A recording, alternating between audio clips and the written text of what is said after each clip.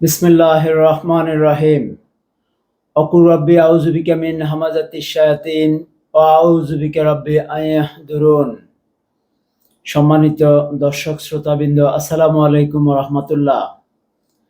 আজকে আপনাদের সাথে আলোচনা করব শয়তান মানুষ এবং ইবলিস মানুষের পরিচয় সংক্রান্ত আল কোরআনের আলোচনা পর্ব ৬।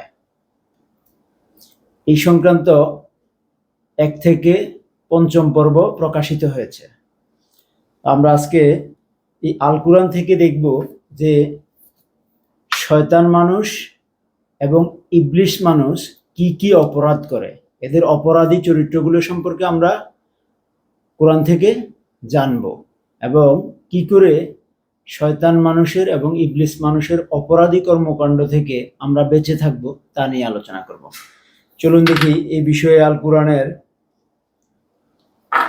২৮ নং সূরা আল কাসাসের ১৫ নম্বর আয়াতে বলা হয়েছে, মানুষকে মেরে ফেলে দেওয়া হলো শয়তানের কর্মকাণ্ড। মানুষ মারা, মানুষ মেরে ফেলার কাজটা একটা ভয়ঙ্কর একটা কাজ। আল্লাহ কোরআনে বলছে যে তোমরা বিনা অপরাধে একজন মানুষকে যদি হত্যা করো তাহলে পুরো মানব জাতিকে হত্যা করার অপরাধ হবে। আর শুধুমাত্র কোনো মানুষকে মৃত্যুদণ্ড কার্যকর করতে বলছে যদি সেই ব্যক্তি বিনা অপরাধে কোনো মানুষকে হত্যা করে। তাহলে আমরা আজকে শয়তান এবং ইবলিসের একটা কর্মকাণ্ড নিয়ে আলোচনা করব। সেই কর্মকাণ্ডটা হচ্ছে মানুষকে মেরে ফেলে দেওয়া হলো শয়তানের কর্মকাণ্ড। এই সংক্রান্ত আল কোরআনের ২৮ নং সূরা আল কাসাসের ১৫ নম্বর আয়াত আমরা পড়ব।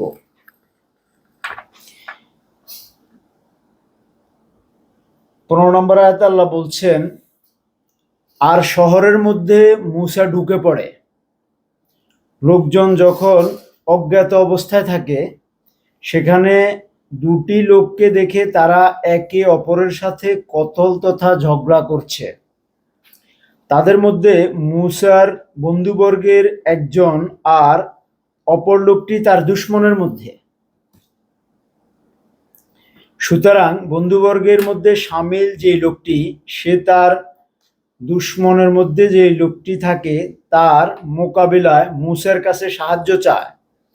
তারপরে মূসা তাকে ঘুষি মারে আর সে লোকটি শেষ হয়ে যায়। তৎক্ষণাৎ মূসা বলে, এটা তো ব্যক্তিত্বের পূজারী শয়তানের কাণ্ডই না হলো, নিশ্চয় সে দুশমন আর সুস্পষ্ট রূপে গোমরাহকারী। তো এখানে একজন ব্যক্তি তার সাহায্য প্রার্থনার প্রেক্ষিতে অপর ব্যক্তির সাহায্য প্রার্থনার প্রেক্ষিতে এমন একটি কর্মকাণ্ড করে অপর এক ব্যক্তিকে শারীরিক আঘাত করে। এই আঘাতের ফলে ওই ব্যক্তির প্রাণ নাশ হয়ে যায়, সে মৃত্যুবরণ করে। তো সাধারণত এই আয়াতের যেই হত্যাকাণ্ডটি সংঘটিত হয়েছে এর অপরাধ সংক্রান্ত বিষয় অথবা কোনো দৃষ্টান্ত সংক্রান্ত বিষয় থাকতে পারে, সেটা আলোচনায় উঠে আসবে।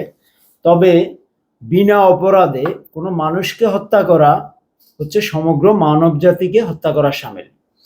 আর মানুষকে মেরে ফেলে দেওয়ার যে কাজটা হয় সাধারণত আমরা দেখি আমাদের সমাজে বিনা অপরাধে মানুষদেরকে হত্যা করা হয়। গত কয়েকদিন আগে আমাদের সমাজে ছোট্ট একটা ফুটফুটে মেয়ে সন্তান, ৪ বছরের সন্তানকে মানে কন্যা শিশুকে তার পার্শ্ববর্তী প্রতিবেশী হত্যা করে পুকুরের মধ্যে লাশ ফেলে রাখে। এটা রিসেন্ট, গত ২ দিন আগের আমাদের সামাজিক যোগাযোগ মাধ্যম সহ সকল নিউজ পেপারে এই ঘটনাটা আসছে। ওই ছোট্ট বাচ্চাটার খুব ফুটফুটে একটা সুন্দর চেহারা, একেবারে নিষ্পাপ একটা মানুষ। তো এই যে বাচ্চাটাকে হত্যা করলো হিংসার বশে, এই বাচ্চাটা এমন কোনো অপরাধ কর্ম করে নাই যে তাকে হত্যা করে কিসাস কায়েম করতে হবে। কিসাস হচ্ছে ইসলামিক শাসন ব্যবস্থা, যে যতটুকু অপরাধ করে তাকে সেই পরিমাণ শাস্তি দেওয়ার নামই হচ্ছে কিসাস, হত্যার বদলে হত্যা। তো হত্যার বদলে শুধুমাত্র হত্যা করা যাবে, এই হত্যার বদলা ছাড়া কোনোভাবেই হত্যা করা যাবে না। আর যদি এই হত্যার কাজ সংগঠিত করে, তাহলে এটা হচ্ছে প্রকাশ্য শয়তানের কাজ, এই কাজটা করা যাবে না। এরপর আমরা দেখব দুশমন আর সুস্পষ্ট রূপে গুমরাহকারী। তাহলে এই সুস্পষ্ট রূপে গুমরাহকারী দল কারা? রাজতন্ত্র, সমাজতন্ত্র, মোল্লাতন্ত্র এইসব শয়তানি দলগুলোর নেতৃত্ব দেয়। তাহলে কোরআনের বিধান হচ্ছে আমাদের জীবন বিধান, রবতন্ত্র। এই রবতন্ত্র অনুসারে যারা তার কর্মকাণ্ড পরিচালিত করবে তারাই হচ্ছে মুমিন। আর রবতন্ত্রকে অমান্য করে রাজতন্ত্র, সমাজতন্ত্র, গণতন্ত্র এবং মানবতন্ত্র, মানবরচিত তন্ত্রের সাহায্যে যারা কর্মকাণ্ড করবে এরা হচ্ছে শয়তানি দল। এখন আমরা যদি আমাদের রাষ্ট্র ব্যবস্থা হতে শুরু করে পরিবার ব্যবস্থার দিকে তাকাই, আমরা কেউই রবের এই নাজিলকৃত রবতন্ত্রের মাধ্যমে আমাদের জীবন যাপন করি না, জীবন পরিচালিত করি না। রাষ্ট্র পরিচালিত হচ্ছে, রাষ্ট্র পরিচালনার ক্ষেত্রে বিভিন্ন আইন তৈরি হচ্ছে, ওই আইনের বিভিন্ন প্রায়োগিক বিষয় আছে যেটা এই কোরআনের সাথে সংঘর্ষ তৈরি করে। কিন্তু যারা এই আইন তৈরি করছেন এরাও কিন্তু মুসলমান। তাহলে মুসলমান হয়ে এই আইনের বিপরীত কোনো আইন তৈরি করা মূলত শয়তানের কাজ। কারণ আমি আইন তৈরি করার কাজে আমাকে নিয়োগ করা হলো, অথবা আমার একটা টিম আইন তৈরি করার কাজে নিয়োজিত হলো। আইন মন্ত্রণালয় রয়েছে, আমাদের কনস্টিটিউশনিক ল রয়েছে, এবং আমাদের আইন তৈরি করার জন্য সংসদ রয়েছে। তো এই আইন তৈরি করার সময় আমাদেরকে যাদেরকে দায়িত্ব দেওয়া হয় তাদের উচিত আমাদের মূল আইনের সাথে সামঞ্জস্য রেখে আইন তৈরি করা। কারণ রব বলেছে যে এটাই হচ্ছে মূল আইন, এই আইনের বাহিরে গিয়ে কোনো আইন তৈরি করা যাবে না। আর পরোক্ষভাবে যদি আপনি চিন্তা করেন, রব্বুল আলামিনের এই আইনের মধ্যেই সকল আইন প্রণয়নের পদ্ধতি, প্রক্রিয়া, নিয়ম, শ্রেণীবিন্যাস এবং সকল বিষয়ের দিক নির্দেশনা রয়েছে এই আইনের মধ্যেই। আপনি যদি একটু বিবেকবান হয়ে আপনি আমাদের প্রচলিত আইনগুলোর দিকে তাকান, তখন দেখবেন যে প্রচলিত আইন যারা তৈরি করেছে এই কোরআনের পদ্ধতিকে তারা ফলো করেছে, কিন্তু তারা সেখানে এটার প্রয়োগ ব্যবস্থাতে এই কোরআন বিরুদ্ধ অন্যান্য কিছু বিষয়ের সমাবেশ হয়ে গেছে। এটা জ্ঞাতসারে হতে পারে, অজ্ঞাতসারে হতে পারে। তবে আমি আমাদের আইন পরিষদ সহ বর্তমান এবং ভবিষ্যৎ যারা আইন প্রণয়নের দায়িত্বে আসবেন তাদের উদ্দেশ্যে বলবো, এই আইনের বাহিরে কোনো কথা আপনার দ্বারা কোনো আইন প্রণয়নের কাজ সম্পাদনের বিষয় আপনার সামনে উপস্থিত হলে এই বিষয় থেকে আপনারা বিরত থাকতে হবে। কারণ যদি বিরত না থাকেন তাহলে ওই আইন প্রণয়ন সংক্রান্ত কাজটা হবে আপনার দ্বারা শয়তান অথবা ইবলিসের কাজ। তো আমরা সেটা থেকে বিরত থাকবো।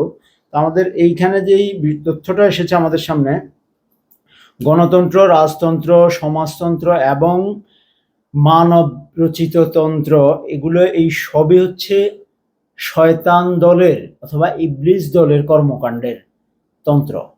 আর এই কিতাব অথবা আল কোরআন হচ্ছে রবের তন্ত্রের আইন। এই আইনে আমাদেরকে ফলো করতে হবে। এটাই বলা হচ্ছে মূলত 58 নং সূরার মুজাদ্দালাহ, 58 নং সূরা মুজাদ্দালাহের 19 নম্বর আয়াতে এই কথাটাই আল্লাহ বলছে। আমরা কোরআন থেকে পড়ব।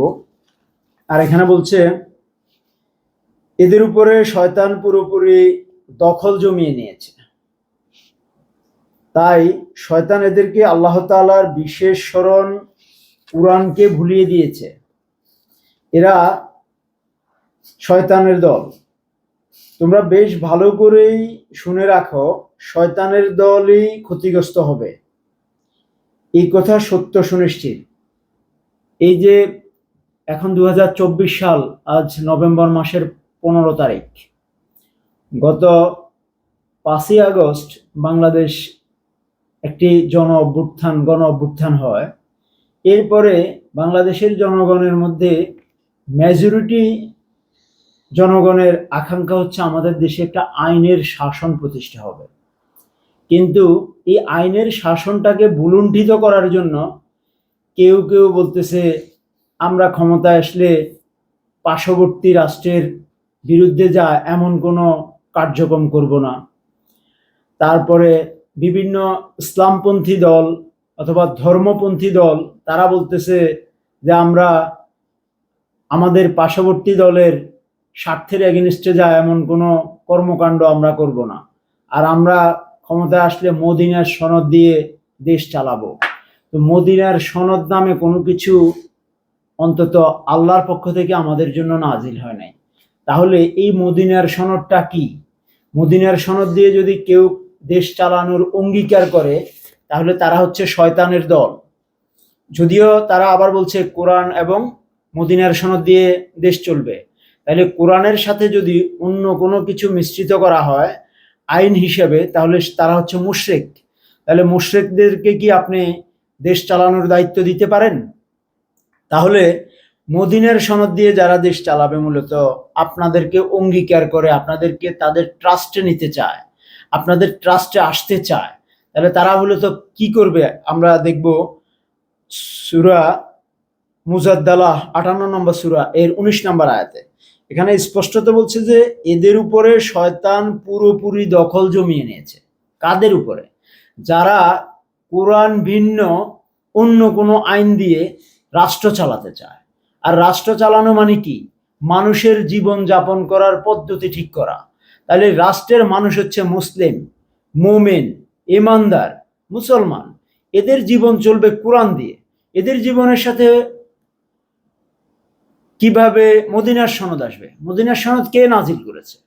আর এই মদিনার সনদ দিয়ে দেশ চালানোর ম্যান্ডেট তাদেরকে কি জনগণ দিয়েছে? তাহলে এই ধরনের লোকদের উপরে শয়তান পুরোপুরি ভর করেছে। এ কথা বলা হচ্ছে 58 নং সূরা আল মুজাদ্দালার 19 নম্বর আয়াতে। তাই শয়তান এদেরকে আল্লাহ তাআলার বিশেষ স্মরণ কোরআন ভুলিয়ে দিয়েছে। এই শয়তান এদেরকে কোরআন ভুলিয়ে দিয়েছে। এরাই শয়তানের দল। তোমরা বেশ ভালো করেই শুনে রেখো, শয়তানের দল ক্ষতিগ্রস্ত হবে, এই কথা সত্য সুনিশ্চিত। আমি এই যারা মদিনার সনদ দিয়ে দেশ চালাতে চান তাদেরকে হুঁশিয়ারি করে বলছি যে আল্লাহ বলতেছে যারা কোরআন ভিন্ন অন্য কোনো কিছু দিয়ে দেশ চালানোর অঙ্গীকার করে এরা শয়তানের দল আর এরা ক্ষতিগ্রস্ত হবে। তাইলে আমি বাংলাদেশের 18 কোটি জনগণকে অন্তত অনুরোধ করব যে আপনারা ক্ষতিগ্রস্ত দলের উপরে আস্থা রাখবেন না, আপনারা আস্থা রাখবেন মুমিনদের উপরে। দেশ চালানোর দায়িত্ব মুমিন জনগণকে দেন। দেশে অনেক মুমিন আছে, আপনারা আন্দোলন করেন, আপনারা মুমিনদেরকে ক্ষমতা আনার আন্দোলন করেন। আপনাদের দেশ শান্তির বিধানের সাহায্যে চলবে।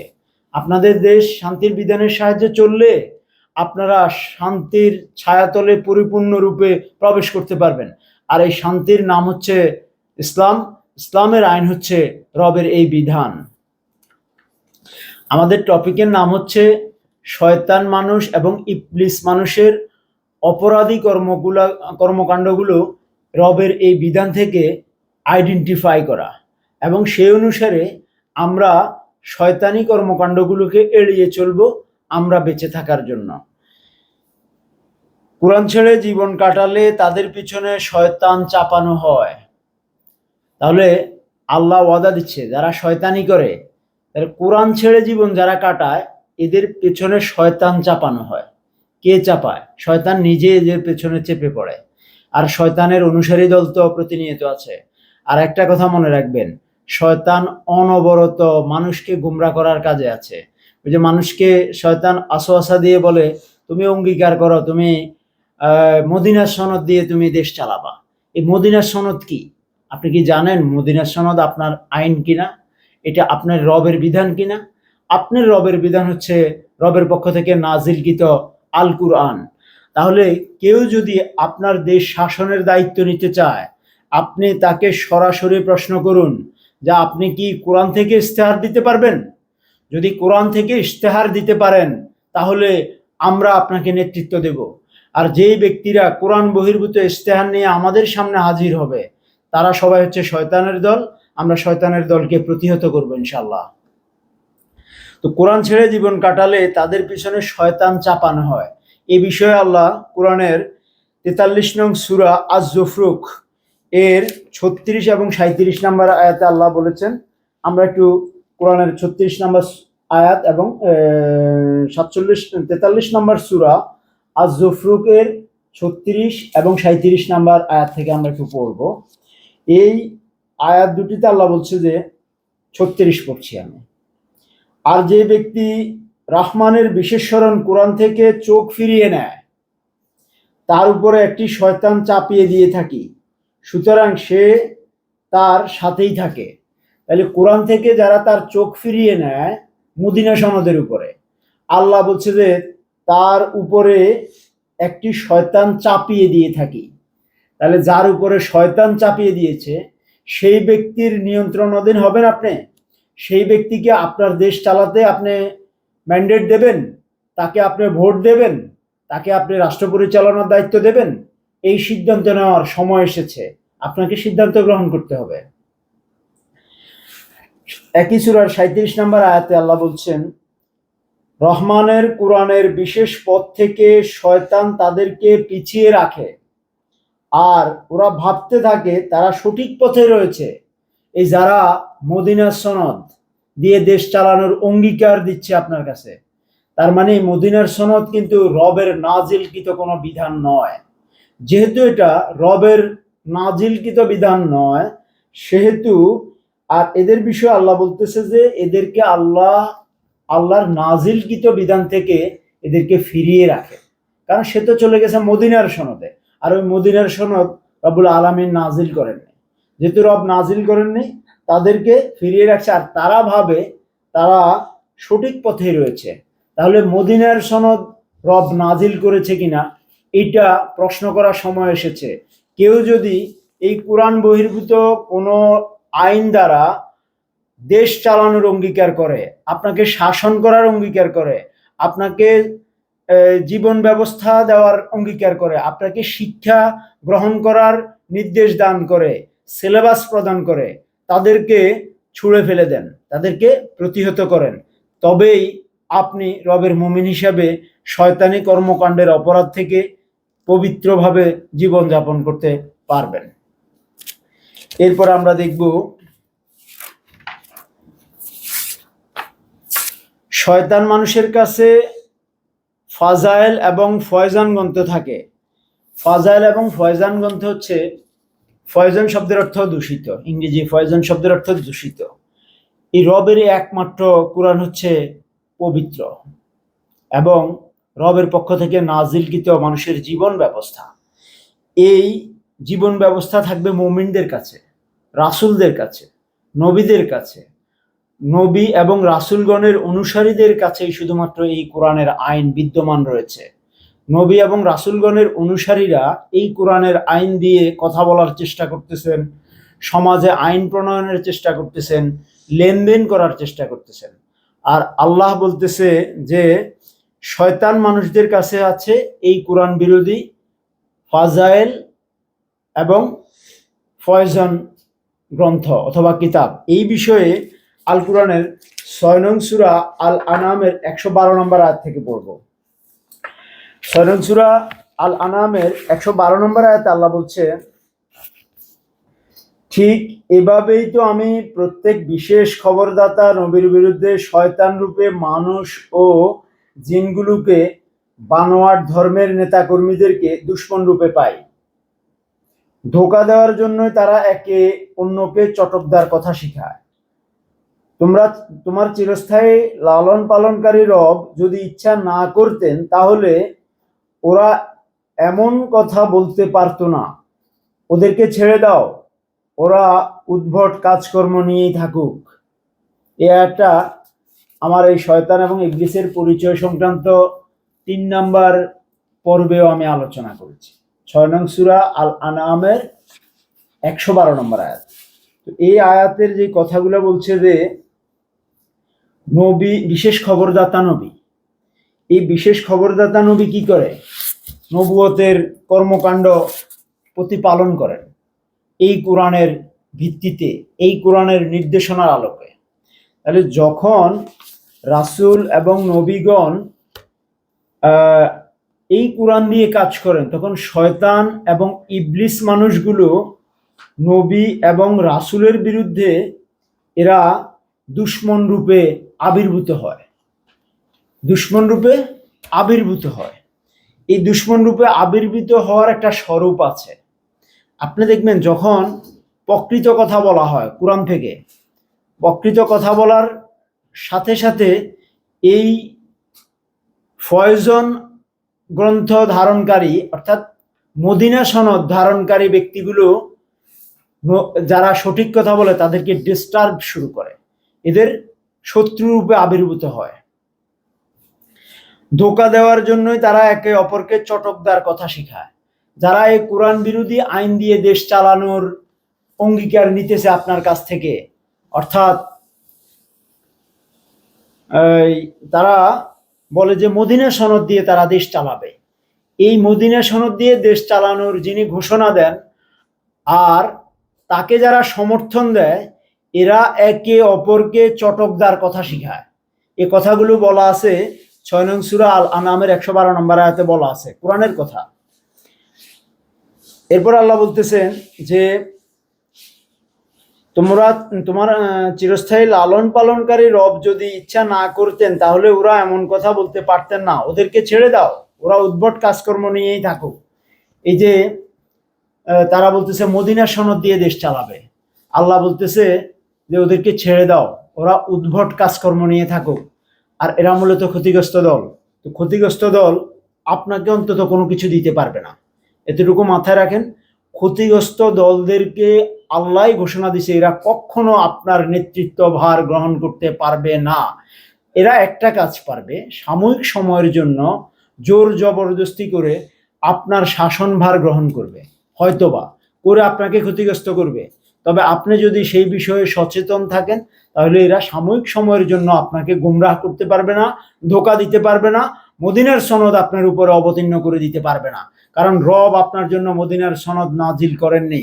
সো এদের উদ্ভট কাজকর্মগুলোকে আপনি কি করেন, আপনি এদের উদ্ভট কাজকর্মগুলোকে প্রতিহত করে দেন আর এদেরকে এড়িয়ে চলুন। এটা রব আমাদেরকে নির্দেশ দিয়েছে 6 নং সূরা আল আনামের 112 নম্বর আয়াতে। এরপরে আমরা দেখতেছি শয়তান মানুষ সবসময় অপচয় করাকেই পছন্দ করে। অপচয়, আপনার যতটুকু প্রয়োজন ততটুকুই আপনি ব্যয় করবেন। এর বাহিরে যারা ব্যয় করে সামগ্রিকভাবে, আমি সকল মানুষদের কথা বলছি, আপনি অবচেতন মনে করেন আর জেনে শুনেই করেন, আর প্রচুর সম্পদ অথবা অর্থের মালিক হওয়ার কারণেই আপনি যদি অপচয় করেন, আপনি কোন কাজ করবেন, কোন কাজে খরচ করবেন, কতটুকু খরচ করবেন, এটার একটা আপনার মাপকাঠি থাকতে হবে। তো যারা অপচয় করে, এই অপচয়কারীদেরকে, অপচয় কর্মটাকে আল্লাহ বলতেছে এটা শয়তানের কাজ। এই সংক্রান্ত আল কোরআনের 17 নম্বর সূরা বানী ইসরাইলের 26 এবং 27 নম্বর আয়াতে বিধান বর্ণিত করেছেন রব্বুল আলামিন। 26 নম্বর আয়াতে বলতেছে যে আত্মীয়দেরকে তাদের হক দিয়ে দাও, অসহায় মিসকিন সত্য পথের সন্ধানী যারা তাদের হক আদায় করে দাও, অপচয় করে সব উড়িয়ে দিও না। তাহলে যাদের সম্পদ আছে তাদেরকে রব পয়সা খরচ করার জন্য খাত বলে দিয়েছে। অসহায়, সমাজে অসহায় মানুষ যারা আছে এদেরকে কিছু খাবারের ব্যবস্থা, থাকার ব্যবস্থা, চলার ব্যবস্থা করে দেন আপনার কিছু পয়সা ব্যয় করে। এটা রব আপনাকে নির্দেশ দিচ্ছেন। তারপর মিসকিনদেরকে সাহায্য করেন, এদের যেই প্রয়োজন সেই সাহায্য করেন। সত্য পথের সন্ধানে যারা রয়েছে তাদের হক আদায় করেন। অনেক মানুষই আছে সত্য পথের সন্ধানে, এরা সত্য পথের সন্ধান করতে গিয়ে কোনো কাজকর্মের সাথেই জড়িত হতে পারে না। এরা এমন কিছু কাজ করে যেখানে সত্য পথ সন্ধান করতে গিয়ে এরা জীবিকা অন্বেষণমূলক কাজের সাথেও যুক্ত হতে পারে না, কিন্তু এরা আপনার কাছে চাইবেও না। আপনি নিজ থেকে এদেরকে দিবেন, এটা আপনার প্রতি রবের নির্দেশ। যদি এটা পালন না করেন তাহলে আপনি রবের নির্দেশ পালন করেননি, অর্থাৎ আপনি শয়তানের পক্ষ অবলম্বন করেছেন। আপনি আপনার পয়সা আছে, দুইটা কাজ করতেছেন, হয় অপচয় করছেন, এটাও শয়তানের কাজ, আবার আল্লাহ নির্দেশ করে দিয়েছে যারা সত্যপথ সন্ধান করে। তাহলে সত্যপথ কি আমি বলেই দিচ্ছি আপনাদেরকে, সত্যপথ হচ্ছে রবের এই বিধান। যে সকল ব্যক্তিরা আপনার জন্য, আপনাদের জন্য, আপনার সমাজের জন্য, আপনার জীবনের জন্য এই রবের বিধানের নির্দেশনাগুলোকে আপনার জন্য আপনার মাতৃভাষায় তুলে ধরছে, এরাই সত্য পথ সন্ধানে। আর এদের হক আছে আপনার সম্পদে, এবং সেই হক নির্ধারিত, আপনি সেটা আদায় করতে হবে। এরপর 17 নং সূরা বানী ইসরাঈলের 27 নম্বর আয়াতে আল্লাহ বলছে, এই কথা সত্য সুনিশ্চিত যে অযথা খরচকারীরা হচ্ছে শয়তানের ভাই বোন। তাহলে আপনি মুমিনদের ভাই বোনও হতে পারবেন না। আপনার সম্পদ আছে, এই সম্পদ যদি আপনি অ্যাবিউজ করেন, প্রপার ইউটিলাইজ না করেন, তাহলে আপনি হচ্ছেন শয়তানের ভাই বোন। তাহলে আপনি কি পয়সা খরচ করে শয়তানের ভাই বোন হবেন, না মুমিনদের সহযোগী হয়ে মুমিন হবেন, সেই বিষয়ে আপনাকে নির্ধারণ করতে হবে। আর শয়তান নিজের রবের প্রতি বড়ই অকৃতজ্ঞ এবং অবাধ্য। আপনি বলবেন, আমি তো মুসলমান, আমি তো নামাজ পড়ি, আমি হজ করি, আমি রোজা রাখি, আমি 2.5% জাকাত দিই। 2.5% জাকাত দিতে পারবেন না। আপনার যা সম্পদ ইনকাম করেন, ইনকাম হওয়ার সাথে সাথে আপনাকে ওই সম্পদের 5 ভাগের 1 ভাগ, অর্থাৎ আপনাকে শতকরা 20 টাকা, প্রতি 100 টাকায় 20 টাকা হারে আপনাকে খুমুস প্রদান করতে হবে, পবিত্রতা অর্জন করতে হবে আপনার অর্জিত সম্পদের উপরে।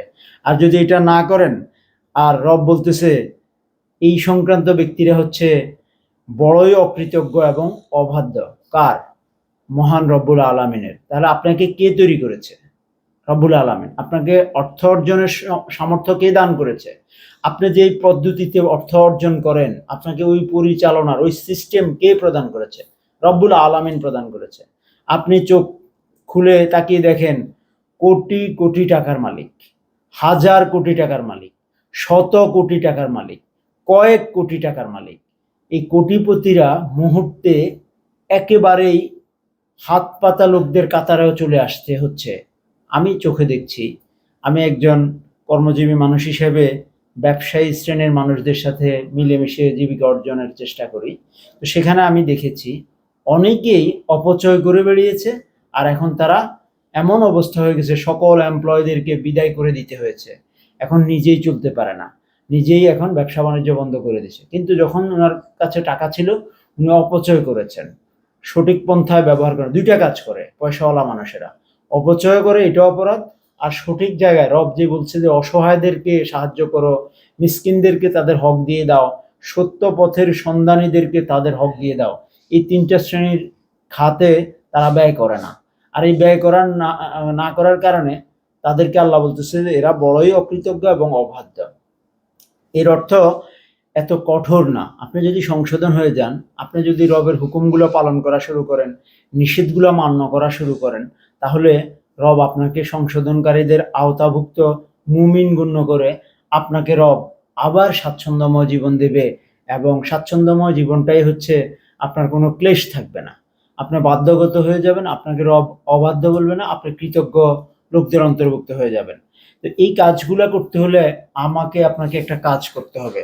আমরা শয়তানের সকল অপকর্মকে আমাদের জীবন থেকে দূর করতে হলে এবং রবের নির্দেশিত আদেশগুলোকে আমাদের জীবনের এবং আমাদের কর্মকাণ্ডে বাস্তবায়ন করতে হলে আমাদেরকে কোরআনের জ্ঞান অন্বেষণ করতে হবে বাংলা ভাষার মাধ্যমে, আমাদের মাতৃভাষার মাধ্যমে করে সেই মোতাবেক জীবনযাপন করতে হবে, এবং আমাদের কর্মকাণ্ড এবং শিক্ষা দীক্ষা আচরণের দ্বারা আমাদেরকে কোরআনের প্রচার করতে হবে। আপনাদের সকলকে জানাই সালাম।